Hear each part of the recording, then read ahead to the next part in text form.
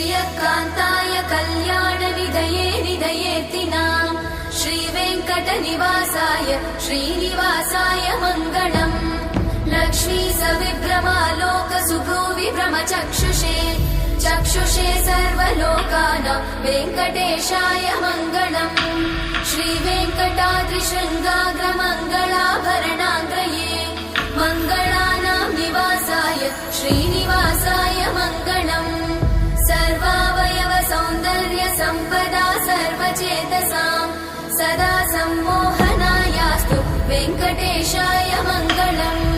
नित्याय निरवध्याय सत्यानन्दचिदात्मने